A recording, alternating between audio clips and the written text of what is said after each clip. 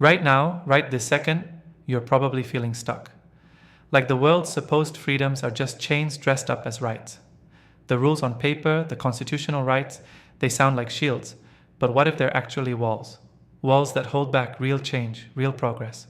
The kind that shatters old ideas and births something new and fierce? It's maddening, isn't it? Knowing that every promise of freedom can come with a hidden clause that stops the future dead in its tracks. You're frustrated because as founders, investors, leaders, you see the gaps.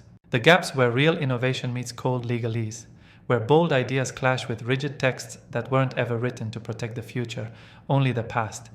You want more than just talk. You want action that cuts through the noise, that wins battles under the weight of outdated laws.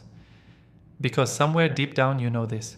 Constitutional rights, for all their glory, can smother progress if we let them. They can become excuses to do nothing, anchors pulling down movements before they soar.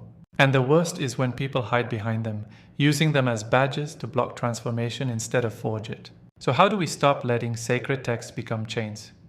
How do we flip the script and use rights not as cages, but as tools, precise, sharp instruments to carve out new freedoms?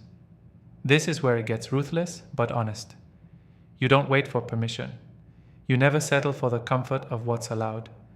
You redefine what's possible. You build a mindset that crushes helplessness. Here's the brutal truth. Progress doesn't negotiate with existing rules, it rewrites them. It backs creators who dare to challenge boundaries and force systems to catch up or get left behind. Step 1. Stop worshipping the status quo. That inked law, that right, it isn't a fortress of safety, it's a battlefield. Approach it like one. Learn the loopholes, the cracks, the parts nobody talks about but everyone fears. Turn those gaps into highways for your ideas to travel, grow, explode. Next, wield power smarter than power itself. Understand the networks, legal, financial, social, that uphold these rights. Don't just smash them, infiltrate and transform from within. Find allies who see beyond borders, beyond flags, beyond old loyalties. Build a coalition that's not tied to nostalgia or comfort zones but to the future's raw urgency. And then, attack with precision. Don't just fight to overturn a law, you fight to morph minds. Push narratives that show rights as living, breathing things that must evolve or die. Show people what's at stake if we let tradition suffocate innovation. When the old guard cries law and order, respond with growth and freedom. Show them the cost of inaction is the slow death of potential. Finally, internalize this.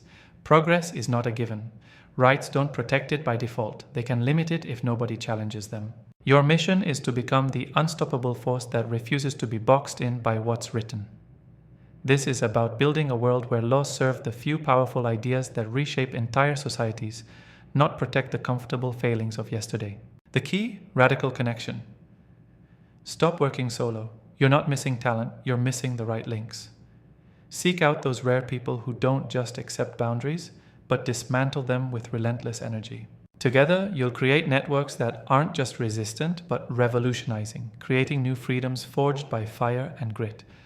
This isn't about comfort or consensus. It's about challenging what's right so you can unleash what's possible. So stand up, right now, and burn the idea that constitutional rights are final verdicts. They are tools, weapons, and doors. And the question isn't whether they protect or limit progress, it's whether you are the one who controls the power to shape them. This is your wake-up call. This is your rebellion disguised as reason. Get ready to turn those chains into wings.